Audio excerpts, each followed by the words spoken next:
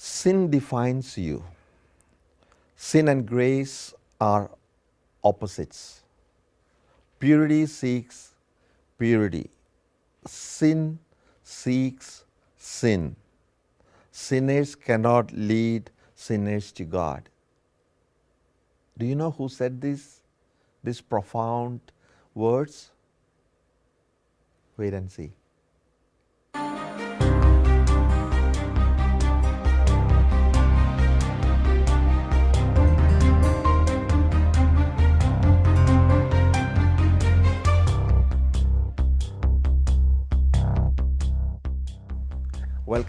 Welcome to Wordnet. Welcome to another episode of our interview with Michelle Workman, who has been the founder of Heart of Mary Women's Fellowship here in Inland Empire. Michelle, Hello, welcome. Father. Thank you. Welcome to Wordnet. Thank you so much. Thanks for coming and willing to share your passion and your experience for the Lord. So also your passion for promoting a person who has lived a life that is so close to the Lord as well as close to everyone's heart.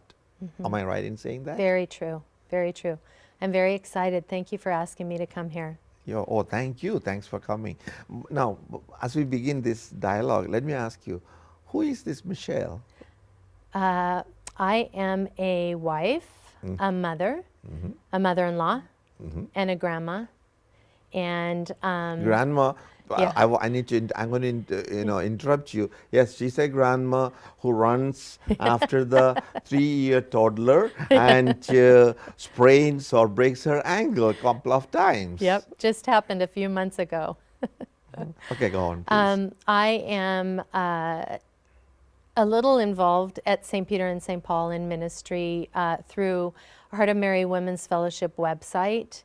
And I just love being at church and have cantored for years, have sung in the choir for years, directed children's choir. And until Heart of Mary Women's Fellowship, I had never experienced such an incredible, easy, amazing ministry that was dedicated, 100% is dedicated to the Mother of God. Well, you told me that when we were talking a little while ago of the interview, you told me that you are a convert. I am a convert. So share with us about that. Enlighten you with that. So I was raised in an evangelical Christian home. I have a mama who loves Jesus and passed on her love for Jesus to me and my 3 sisters.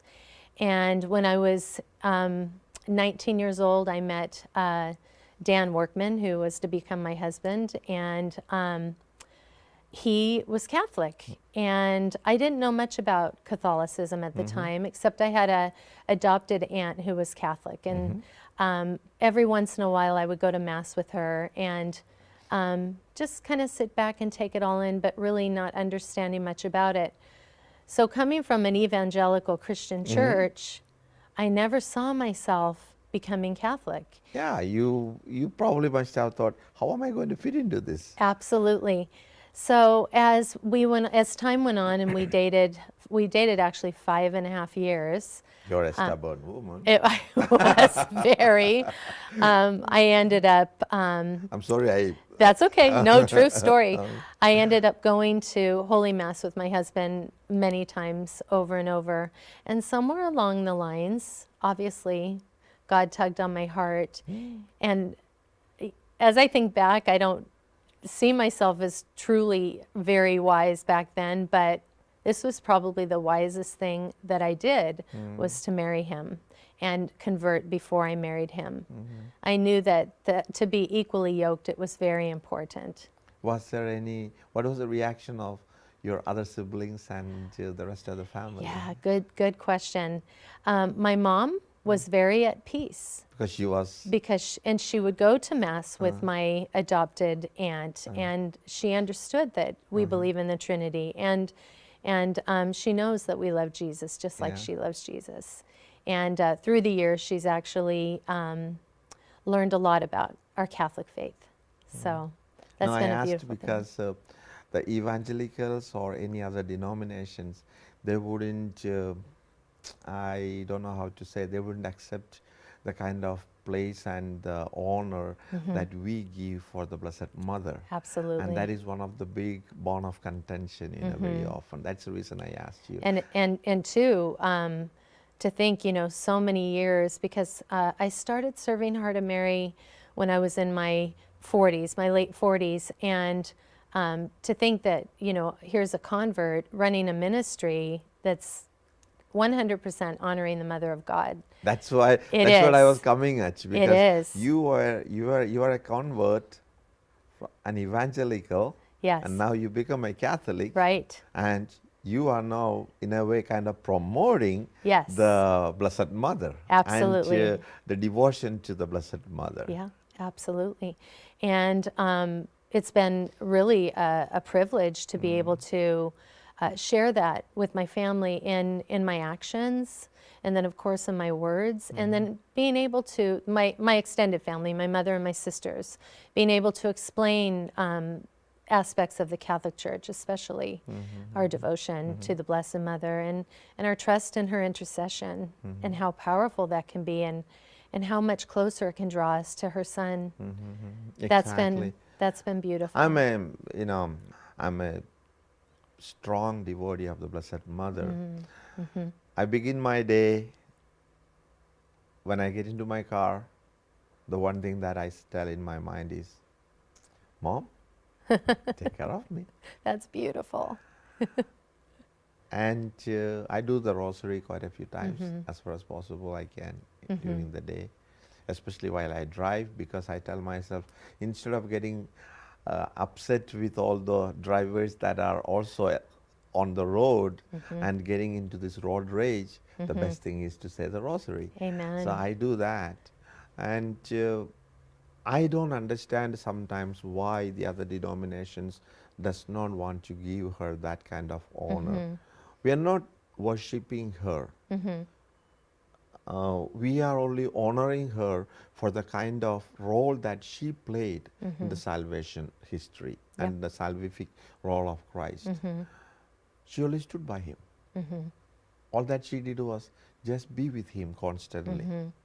Along with the 12 disciples, she was also there constantly. Oh, yes. And even to stand by the cross, seeing her son die like a criminal, most heinous kind of death at that Right. time, and still be loving God is not easy. Right. What a heart. It is. What a beautiful It heart. is.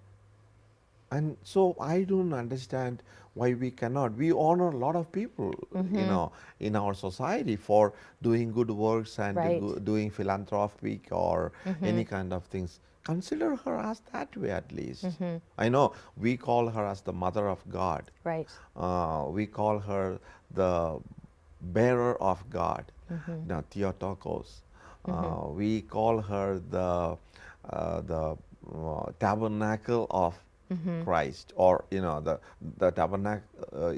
tabernacle, because that she carried him. Yes. I know those are titles that we have given only to honor her. Anyway, I shouldn't be talking in this. No, it's beautiful. You could see I'm just getting very excited just to hear you talk about her, because that's how close I've become to her. Yeah. But it came so late in my conversion to the Catholic faith, and it was almost like she was preparing my heart to be ready for her. There you go. So it's beautiful. She's your mom. She's my mama. Well, now speaking about the heart of Mary and our devotion to our Right. devotion to the Blessed Mother, what is this Heart of Mary Women's Fellowship, and why did you begin this? Well, in the very beginnings of it, it actually started as a fruit. The idea started as a fruit of the death of a young woman who had died in our parish. She was 17 years old and she died in her sleep. And her family, we were very close to her family because my daughter was her best friend. And the beauty of their faith and how they carried out the coming weeks after Ashley died was so inspirational. I've often said they're my heroes because she was my daughter's best friend. They were so concerned about my daughter. They again took us, myself and my daughter, along in all the preparations for the funeral. And there were so many wonderful aspects of our involvement that were very healing for our hearts. And as parents who just lost their daughter, it's almost unbelievable, their faith that just flowed from them and how they loved and they cared for all of us. Well, my task was to put together a funeral reception. And I had shared with you that I did children's choir. And so through those 8 years, I had met many women. And so I called all of the women that I could in my phone book at the time, because we didn't have cell phones. Yes. And I invited them to come and serve whoever came to the funeral and the reception. And women came out. They flocked to come and help. And somewhere during that day, a friend said to me, you know, you can really use women's fellowship here at this parish. So I really looked at the whole idea and the whole, 14 years of Heart of Mary's existence was really, again, truly a fruit of Ashley's life and her death. And going into Heart of Mary Women's Fellowship, so Ashley died, yes. Michelle, let's Yes. take a break. Okay. I want to hear more, in detail about Ashley's life. Okay. And also what she was trying to do as Okay. a young girl. Okay. So we're going to take a short break. Okay. And when we come back, we'll share more in detail about Okay. Ashley. Sounds great. Don't go away. Now you probably know who said those words. It's Ashley. The words that I began the show with. Stay with us.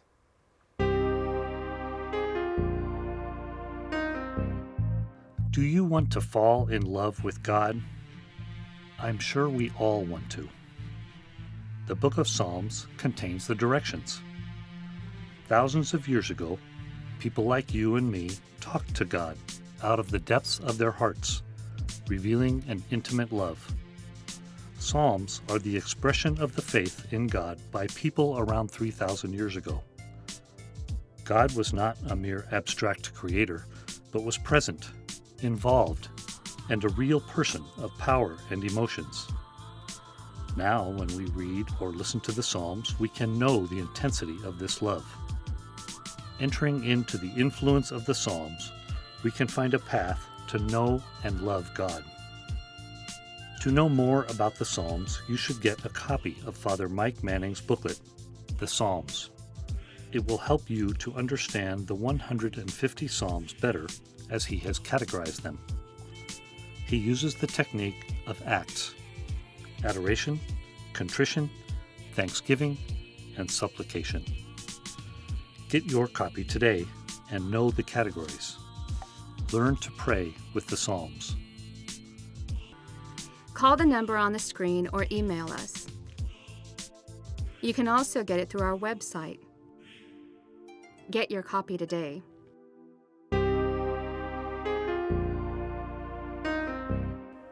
Welcome back.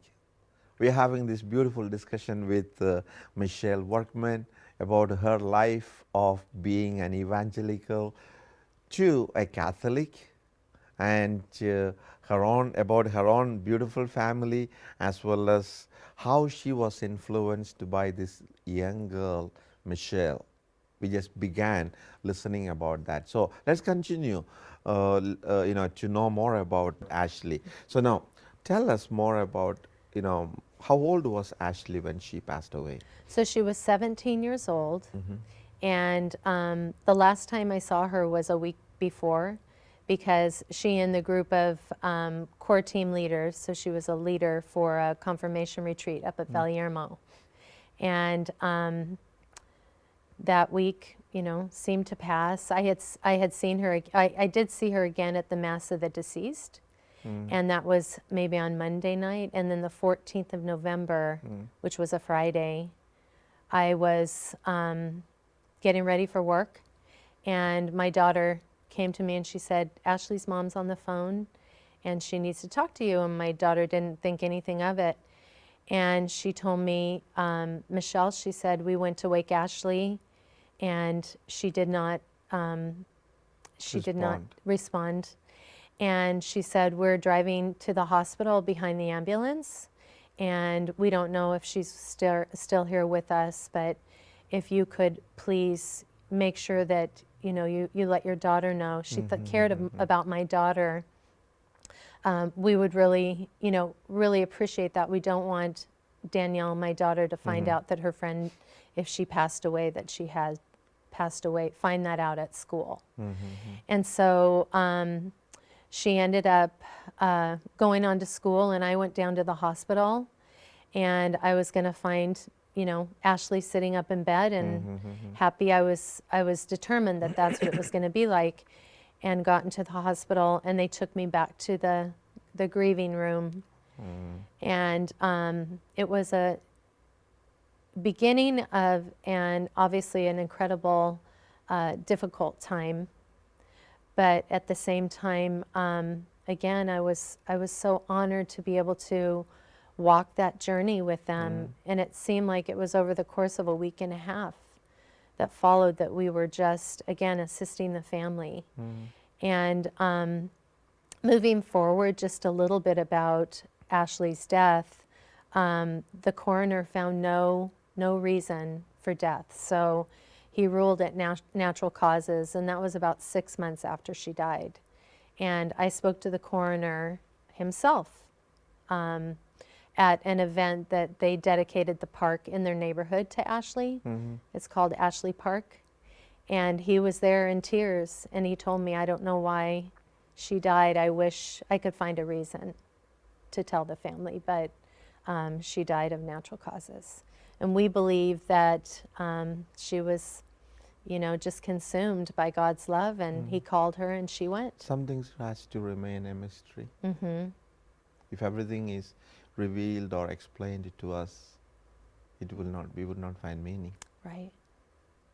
So let it, I think, probably Yes. remain a mystery, because that's how I think we are going to continue to love her, as well as promote some of the values as a teenage girl that she promoted or she lived for. Right.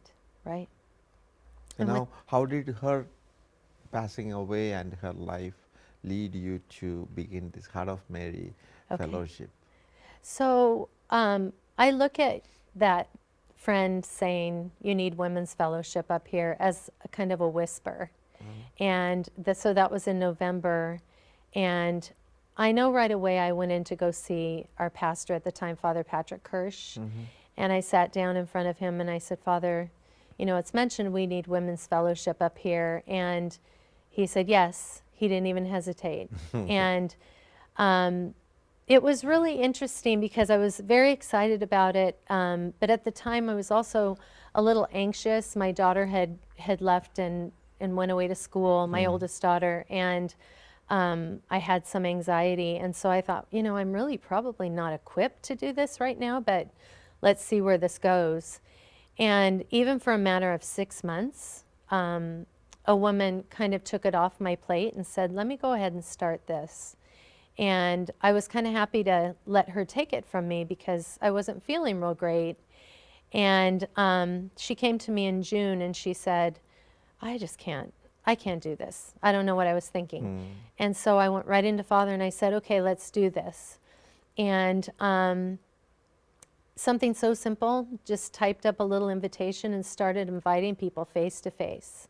So I'd be at Holy Mass and I would just hand them the invitation and say, come to this, come to this. And we started that first Saturday because it, again, dedicated to our Blessed Mother. And we had 100 women come and they filled up the library. There was no room for any more. And it went on like that for 12 years. The 12 years that I served it had this unprecedented number of women who attended. And I've always felt in my heart that Ashley's prayers, her Right. intercession, have been with us. Now, Michelle, this movement or this fellowship ministry stemmed from the life of Ashley, right? What was special about Ashley's life? You probably might know about from your own experience or Sure. from your daughter's Yes. experience, right? What I say, what I witnessed, was a 2-year conversion. And during those 2 years, she was different than the prior 2 years that I had known her, because it was really those high school years that my daughter was best friends with her. And she was always in my car and, always at my house. And so I felt very close to her. But that 2-year conversion was about her sophomore year until she died. She was on fire. She loved God with all her heart, and she wanted to share it with the world. And of course, she started with her friends and took all of her friends along with her. And just in every way that she could, she would just bring Jesus to others. And it was almost like I was sitting in the front row, just kind of watching her life change. And she was an altar server, so she served at every Mass, every Eucharistic procession.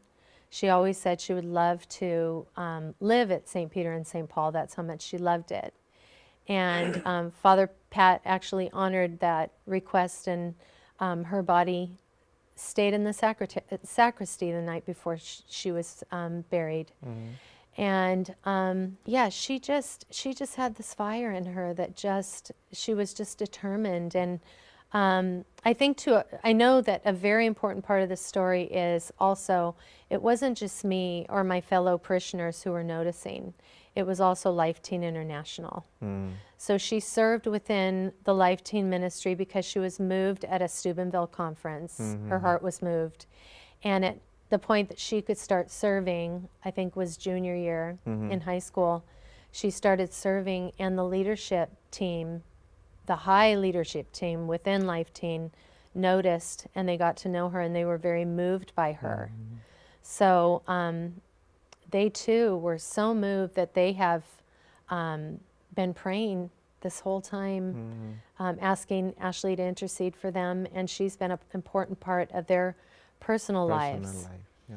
And I can understand that. I mean, I really resonate that same, with you, because I was going through the website and I read some of the lines and some of the words that written by her, in her own kind of journal or diary. Right. And that's what I used as the teaser for Yes. our show. It says that my ultimate goal is sainthood. So she was constantly aspiring to be a saint. she was. And something that when I read that one, I thought about was, I always say, I've told many times at the parish, at different times in my Mass, that we are all saints, you and me. We are saints in the making. Yes. Yes. We have those qualities, the saintly qualities, but we need to use that. And she says, my ultimate goal is sainthood. And then she also says exactly what I read that used at the beginning. I just want to read that whole thing. Yes. If it's okay with you. Oh, of course.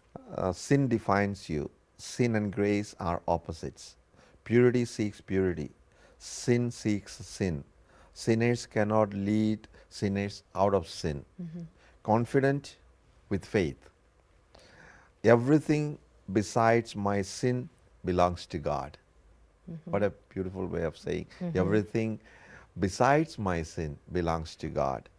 Sainthood, believe it, seek it, and allow it. So when I read this, I said, it cannot be coming from a teenage girl. It has to be coming from a person who has had a very strong and deep God experience. Like we speak about Saint Teresa of Avila, some of those great saints that we have in the church. They have gone through that experience. And it comes out of them, Yes. And yes. she definitely has gone through that Christ experience in Yes. her life, and she just kept on doing that. Of course, Mm-hmm. her target audience was her own companions, Mm-hmm. other youth. Mm-hmm. Yeah, It was. it's It was. so beautiful. And she's still reaching people, Mm-hmm. which is just so heartwarming. Another thing that came to my mind, I said to myself, wow, isn't she like Carlos Acutis? That is a great reminder to me as well. I was thinking that as well, Father. Because Carlos, a young man, from his childhood onwards, we are told that he never missed Mass. It was because of him that his parents went to the Mass, and he used the modern technology to bring the Eucharist, the Right. Eucharistic presence and the presence of God and Jesus into the lives of everybody. And all of a sudden he dies. Yes.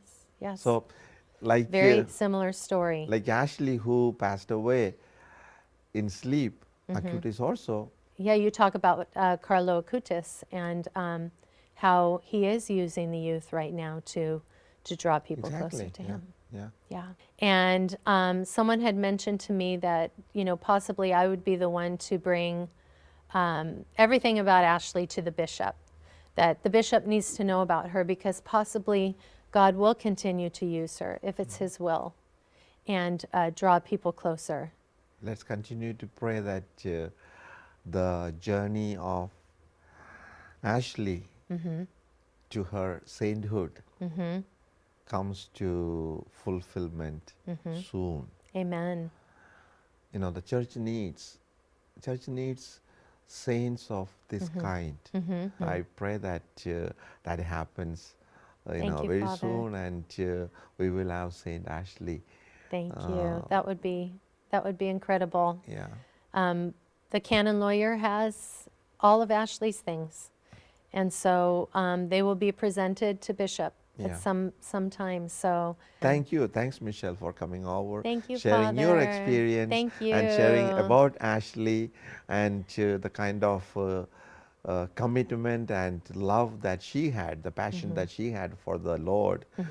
Thank you so much, and let's continue to pray that this Thank happens. you. God's will. Yeah. God's Thank will. you. God bless you, Father. Bless you too. Thank you so much. And thank you all for being with us, listening to Michelle, listening about Ashley. Those of you who would want to know more about, please, I'll be having the website about Ashley on the show. You might go and get more information, and continue to pray that this happens as soon as possible. And may we have many more Ashleys in our society, so that the church will grow and the Blessed Mother will be honored constantly. Thank you so much, and be blessed always.